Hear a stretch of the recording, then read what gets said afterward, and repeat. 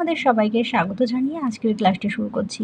আজকে তোমাদেরকে দেখাবো অষ্টম শ্রেণীর সেকেন্ড সেমিস্টার এক্সাম 2024 সালে রায়মার্টিন প্রশ্ন বিচিত্রা থেকে বাংলা বিষয়ের মডেল কোশ্চেন নাম্বার যে 9 নম্বর সেটটি আছে, আজকে তারই সমাধান করে দেব।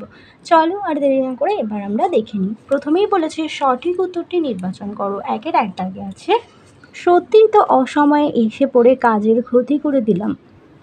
উদ্ভিদাংশটির বক্তা হলেন, উত্তর হবে ছেনু মাসি। 2 দাগে আছে বুড়ো মানুষ তুই সরে যা। বুড়ো মানুষটি হলেন, উত্তর হবে আকবর। 3 দাগে দেখো ড্যাশ ফেটে যায়,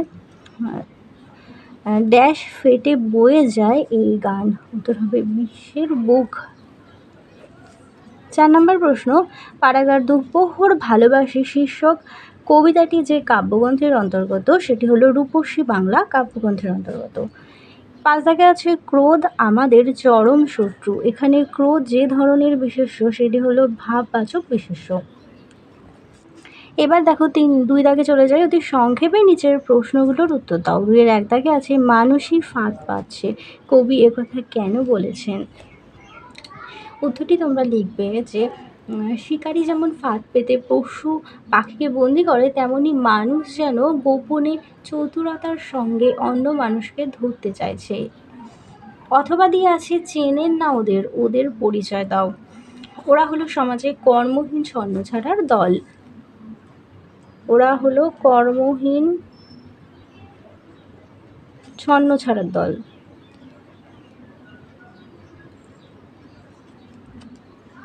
পরের প্রশ্ন দেখো, 2-এর 2 দাগে আছে মোরা মুসলমানের ছেলে সব সইতে পারি ও পারি না, বক্তাকে। এখানে বক্তা হলো আকবর। বক্তা কোন কথাটা সইতে পারে না? বেঈমান কথাটা সইতে পারে না। বেনি ঘোষাল যখন আকবরকে বেঈমান বলেছিল তখন সেই পরিপ্রেক্ষিতে কথাটি বলেছিল। এরপরে দেখো কেবল প্রান্তর জানে তাহা, প্রান্তর কি জানে? কবির হৃদয়ে যে কত গল্প,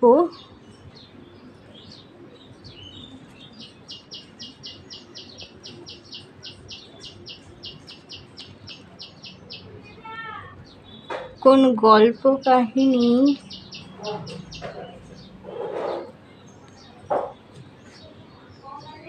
স্বপ্ন ঘর বেঁধেছে,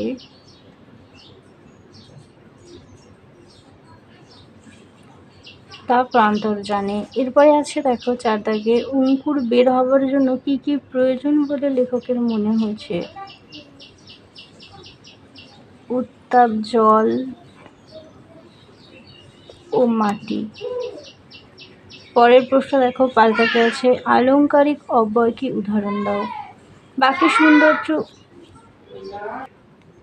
বাক্যের সৌন্দর্য বৃদ্ধি করার জন্য যেই সব অব্যয় ব্যবহৃত হয় তাকে বলে অলংকারিত অব্যয়। যেমন আমি তো সেই সব শুনিনি, সে সৎ বটে, তুমি এখনো যাওনি, যে কি ব্যাপার।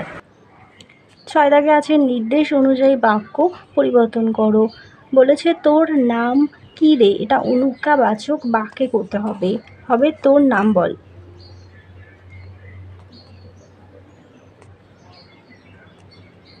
পরের প্রশ্ন দেখো, জগতে কিছু স্থায়ী নয়, অথচ বাক্যে করো জগতে সব কিছুই অস্থায়ী। পরের প্রশ্ন দেখো, অপু বলিল এই কড়ি খেলবি। অপু কাকে কড়ি খেলার কথা বলেছিল?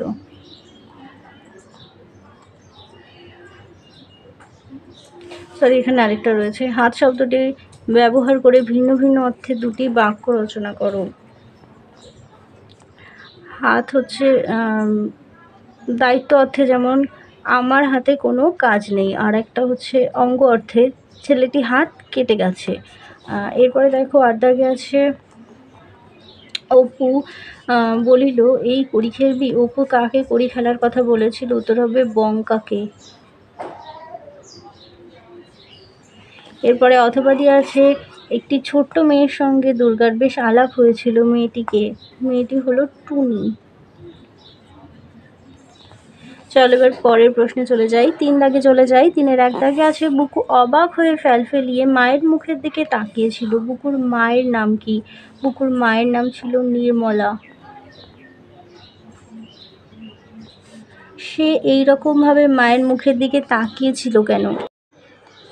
আশাপূর্ণা দেবীর লেখা কি করে বুঝবো গল্পে বর্ণিত বুকুর মা তার ছেনু মাসি ও বেনু মাসিকে সাদর অভ্যর্থনা জানিয়ে বলেছিলেন যে তারা বেড়াতে আসায় তিনি অত্যন্ত খুশি হয়েছেন। অথচ একটু আগেই বুকুর মুখে এদের আসার খবর পেয়ে তিনি অত্যন্ত বিরক্ত হয়েছিলেন এবং বলেছিলেন যে তার গা জ্বলে গেল, কারণ অসময়ে বাড়িতে লোক বেড়াতে আসা তার ভালো লাগে না। কয়েক মুহূর্তেই ব্যবধানে মায়ের মুখের সম্পূর্ণ বিপরীত কথা শুনে বুকু অবাক হয়ে ফেলফেলিয়ে মায়ের মুখের দিকে তাকিয়েছিল। অথবা দিয়ে আছে গাছের জীবন মানুষের জীবনে ছায়ামাত্র।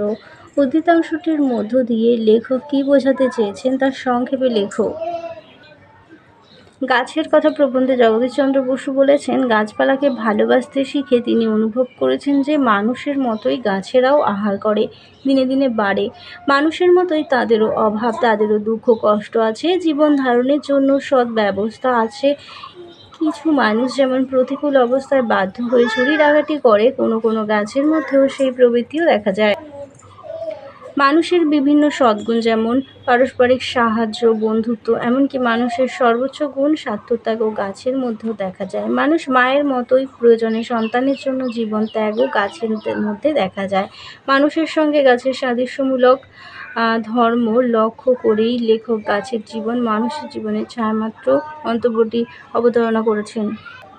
এরপরে দেখো 2-এর 3 দাগে এখানে তোমাদের অথবার প্রশ্নটা দেখাচ্ছি। চিরকাল উত্তাল তাই রে, কে চিরকাল উত্তাল? কবির কেন তাকে চিরকাল উত্তাল বলে মনে হয়েছে? উত্তরটি তোমাদের 121 নম্বর পেজে হবে, এটা ভুল হয়েছে, একটু দেখে নাও। কবি বুদ্ধদেব বসুর হাওয়ার গান কবিতায় চিরচঞ্চল হাওয়া চিরকাল উত্তাল। কবি বলেছেন হাওয়াদের কোনো বাড়ি নেই, তাই তারা চিরকাল বাইরে কেঁদে মরে। পৃথিবীর সব জায়গাকে ছুঁয়ে ছুঁয়ে উত্তাল হাওয়া বয়ে যায় হয়তো সেই ঘরের খোঁজে। সে ঘর তার কোথাও নেই, নাকি কোনো অচেনা অদেখা প্রিয়জন, তার খোঁজে সে উত্তাল অস্থির হয়ে ছুটে বেড়ায়। তাকে সে কোথাও পায় না। পৃথিবীর সব জল, তীর, পাহাড়, বন্দর, নগর, অরণ্য প্রান্তর ছুঁয়েই সে বৃথায় বয়ে যায়। ঝরাপাতা ঢাকা পার্কের বেঞ্চিকে, পাঁজর বেড়ানো দেয়ালের গায়ের শাঁসকে, চিমনির শব্দ, কাননের কান্নাকে সে প্রশ্ন করে। ঘুমন্ত ঘরের পাশ দিয়ে সমুদ্রে ভেসে চলা জাহাজের ওপর দিয়ে সে বয়ে চলে, কোথাও আশ্রয় পায় না। হাওয়ার কোনো বিশ্রাম নেই, অন্তহীন সময় ধরে সারা বিশ্ব জুড়ে চলে তার এই অফুরান সন্ধান, তাই সে চিরকাল উত্তাল হয়ে থাকে। 4-এর 1 দাগে দেখো বলেছে, আমি মরবার সময় বইখানা তোমাকে দিয়ে যাব দাদু। কে কাকে এই কথাটি বলেছেন? নরোত্তম দাস বাবাজি।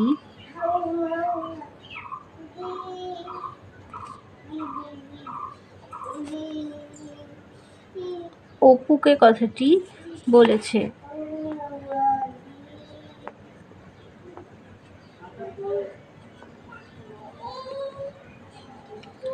কোন বইটির কথা বলা হয়েছে? প্রেম ভক্তি চন্দ্রিকা। এরপরে 4-এর 2 দাগে সর্বদর্শন সংগ্রহ বইটিতে অপু কি অদ্ভুত কথা পড়েছিল? একদিন অপু তার বাবার বইয়ের বাক্স থেকে একটা বই খুঁজে পেয়েছিল যার নাম ছিল সর্বদর্শন সংগ্রহ। সেই বইতেই সে একটা অদ্ভুত কথা পড়েছিল। সেখানে লেখা ছিল, শকুনের ডিমের মধ্যে পারদ পুড়ে কিছুদিন রোদে রাখতে হয়, পরে সেই ডিম মুখে পুড়ে মানুষ শূন্যে বিচরণ করতে পারে। এরপরে দেখো 5 দাগে পত্র রচনা আছে, আমরা রচনার ভিডিওগুলো আলাদাভাবে দিয়ে দেবো, তোমরা অবশ্যই দেখে নিও। চলো আজকের মতো ভিডিওটা এখানেই শেষ করছি। ভালো লাগলে অবশ্যই লাইক, কমেন্ট ও বন্ধুদের সঙ্গে শেয়ার করতে ভুলো না। সবাই ভালো থেকো, সুস্থ থেকো, টাটা।